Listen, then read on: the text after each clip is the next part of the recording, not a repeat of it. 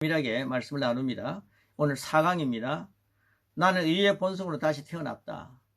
의의 본성으로 다시 태어났다. 하나님의 본성을 가지고 사는 어마어마한 존재입니다. 예수님 영접하고 난 뒤에 여러분 그렇게 변했습니다.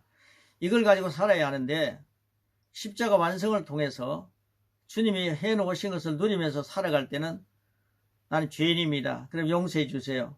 또 죄인입니다. 죄 짓고 죄인입니다. 용서해 주세요. 그럼 거듭나면서 거듭 그런 생활을 했습니다.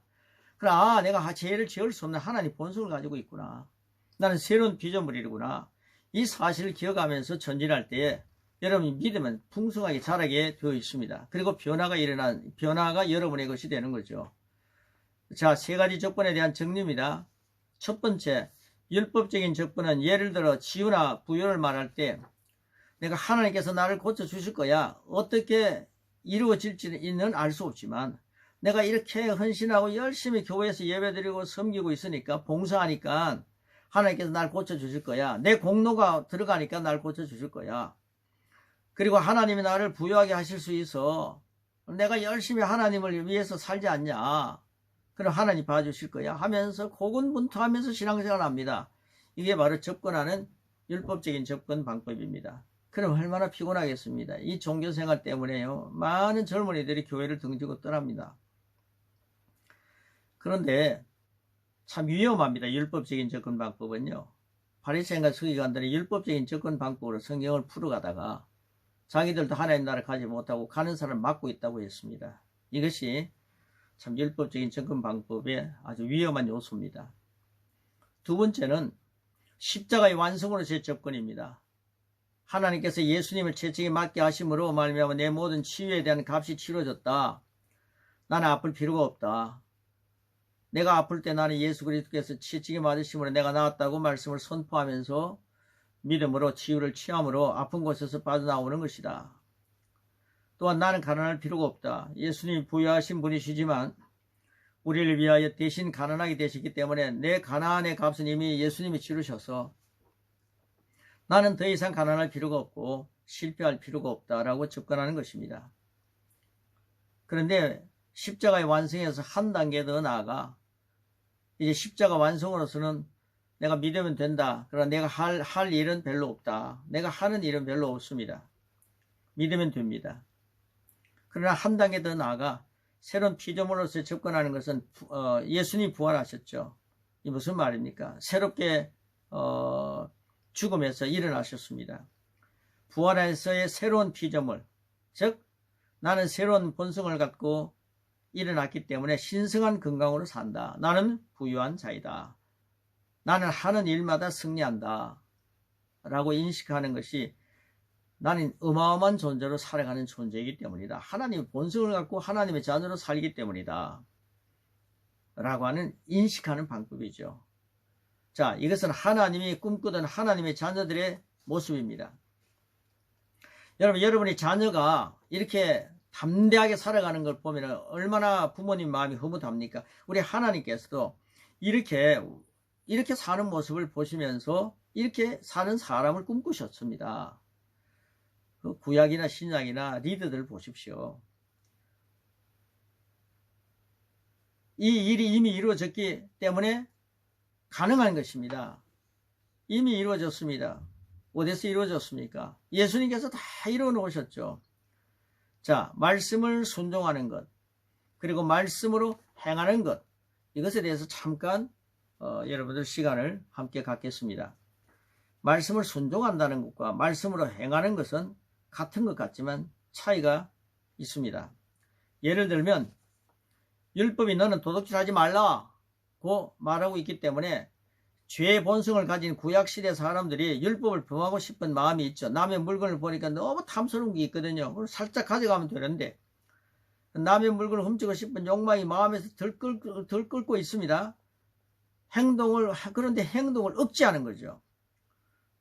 그래서 제어해야 행동을 제어해야 말씀에 순종하는 것입니다. 말씀에 순종한다는 것은 밖의 행동에 대한 지시입니다. 속은 그렇지 않으면서. 그런데 야고보 사도는 이렇게 말했습니다. 너희는 말씀을 듣기만 하지 말고 행하는 자가 되라. 말씀을 듣는 데서 끝내지 말고 행하는 데까지 가라는 말이기도 합니다. 말씀에 순종하라고 표현하지 않고 말씀을 행하는 자가 되라고 표현했습니다. 속이 어떻든지 간에 밖의 행동이 주님의 말씀을 따라가는 것을 순종이라고 한다면, 반면에 말씀을 행하는 것은 안으로부터 시작해서 내가 이 말씀을 밖으로 표현해야 되겠구나, 밖으로 나타내는 것을, 이것을 갖다가 말씀을 행하는 것이다, 이렇게 풀이하고 있습니다. 거듭난 우리 안에 있는 본성으로부터 시작해서 그 본성이 어떤 본성입니까? 바로 하나님의 본성입니다. 이 본성이 밖으로 나타날 때 그것을 말씀을 행한다고 표현합니다. 이것이 새로운 피조물이 가지고 있는 본성이죠. 말씀에 순종한다는 것은 밖의 행동만 다루면 되는 것이고, 말씀을 행한다는 것은 말씀이 내 안에 들어와서 내 속 사람부터 시작해서 그 본성이 활성화되어서 밖의 행동으로 나타나게 하는 것이라고 이해하면 되겠습니다. 말씀에 순종하는 것은 구약의 성도들도 할 수 있는 것입니다. 구약의 성도들은요, 죄의 본성을 가진 이스라엘 사람들이었습니다. 비록 하나님의 말씀을 알고 있었다 하더라도 그들은 본성에 거듭난 자들이 아닙니다. 그들은 죄의 본성을 가지고 있었습니다.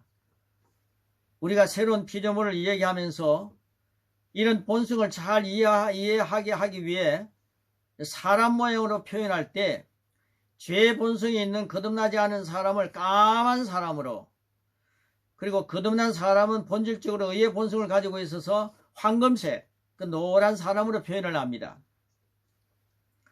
이렇게 본질적으로 확연하게 차이가 있습니다. 구약의 사람들은 하나님을 믿는 사람들이었다 하더라도 그 죄의 본성을 그대로 가지고 있어서 까만 사람들이었습니다. 원죄가 있는 거죠. 자, 그러나 까만 사람들이 말씀을 받았습니다. 그래서 하나님 말씀인 율법이 그들의 행동을 제어하는 작용을 했습니다. 그러니까 그들의 본성이 의의 본성이 아니기 때문에, 하나님 본성이 아니기 때문에 죄를 지을 수 있는 가능성이 있으니까 율법이라고 하는 그 포성줄로, 쇠사슬로 죄를 짓지 못하도록 꽉 묶어놓은 거죠. 제어하게 한 것입니다. 이것이 바로 율법적인 방법이었고 말씀에 순종하는 삶이었습니다. 네가 남의 물건을 훔치면 상황에 따라 몇 배로 갚아야 된다. 네가 남을 죽이면 너도 죽게 된다 라고 말합니다. 자, 본성은 어쩔 수 없기 때문에 본성을 다루어 준 것이 아니라 밖의 행동을 다루어 준 것입니다. 그래서 본성이라는 것이 얼마나 중요한지를 우리가 잘 이해해야 하는 것입니다.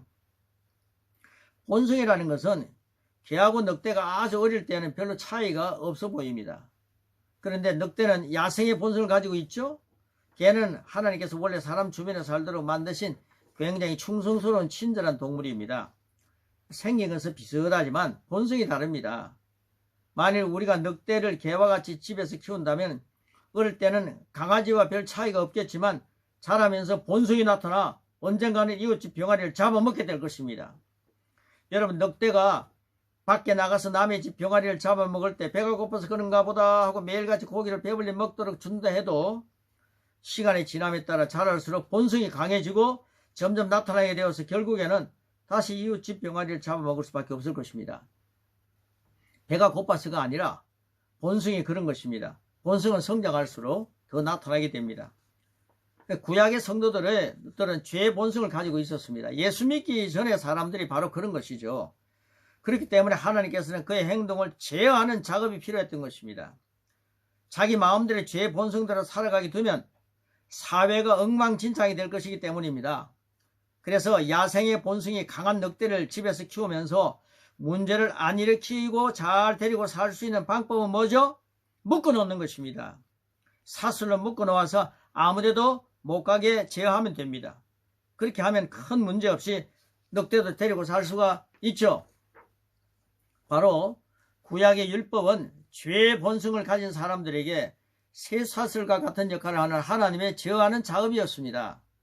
그들의 본성을 바꿀 수 없기 때문입니다. 그러나 신약에 오게 되면 우리는 거듭날 때 의의 본성으로 다시 태어난 본성이 달라졌기 때문에 이제는 사슬로 우리를 묶을 필요가 없단 말입니다. 우리는 안에 있는 의의 본성을 활성화해서 밖으로 나타냅니다. 그래서 나는 예수님 때문에 의인이 되었다는 말씀을 자꾸 외우라는 거예요. 왜 외치라는 거죠. 선포하라는 거죠. 의의 본성을 활성화하라는 것입니다. 본성은 성장할수록 점점 강하게 나타나므로 그리스도 예수 안에서 우리가 어떤 존재이며 무엇을 가지고 있고 무엇을 할 수 있는지를 말씀을 통해 보고 그리고 인식할 때 우리는 성장할수록 점점 그런 행동이 나오게 되는 것입니다. 그래서 우리는 죄에 대해 강조해서 말하지 않습니다. 죄 하는 것은요, 여러분 유익이 별로 없습니다. 그러나 내가 예수님 때문에 의인이 되었다. 엄청난 유익이 있는 거죠. 죄를 지으면 안 됩니다. 죄를 지으면 하나님께서 싫어하십니다. 그러면 되는 일 없습니다. 저주받습니다. 라고 이야기하지 않습니다. 그것은 맞는 말이지만 그렇게 해서 죄를 안 짓게 되는 것은 한계가 있기 때문입니다. 그것은 구약의 조건입니다. 네가 남을 죽이면 너도 죽어. 그러니까 절대로 남을 죽이지 마라 라고 할 때 자기가 살기 위해서 다른 사람을 죽이고 싶은 마음을 제어해야 합니다.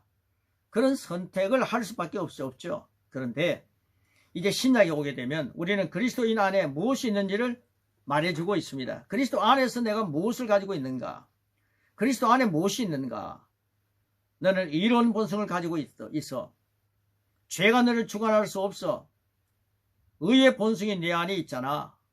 그래서 너는 하나님의 아들이야. 하나님 내 아버지 아니냐? 하나님의 DNA가 내 안에 있다 라고 말합니다. 밖으로는 지금 죄를 짓고 있더라도 네 안에는 바로 지금 죄를 짓지 않는 의인의 본성이 있어. 너는 의의 본성을 가지고 있으라고 말씀이 우리에게 말하는 바를 받아들이고 인식하게 됩니다.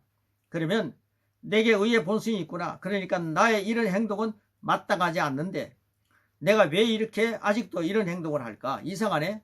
예수님의 이름 명하노니 이 행동들은 다 사라질지어다 라고 생각하며 얼른 돌이키는 것이죠.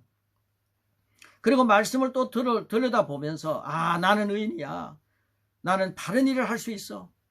예수님이 나를 위해 십자가에 달려 돌아가시고 예수님이 나를 위해 부활하셨구나. 그리고 나를 의롭게 하셨구나. 나는 예수님 이름으로 하나님의 자녀가 되었다. 하나님의 본성이 내 안에 있다. 하나님의 DNA로 나는 사는 자야. 나는 새로운 피조물이야 라고 하는 것을 인식하면서 자꾸만 성장할수록 나는 멋진 가문에서 사는 자야. 나는 예수님의 아들의 나를 옮겨준 자야. 점점 의의 본성에 합당한 행동을 하게 되는 것입니다. 자, 여러분 어떤 방법이 성경을 볼 때에 좋겠습니까? 말씀으로 행하는 것은 거듭난 그리스도인의 의의 본성을 가지고 의인답게 생각하고 말하고 행동하는 것으로 안에 있는 의의 본성을 통해 밖으로 의의 행동을 나타내는 것을 말합니다. 그래서 하나님의 말씀을 가장 많이 저축해 두는 거죠. 그리스도의 말씀을 저축해 두는 거죠. 이런 작업을 우리는 계속 할 것입니다.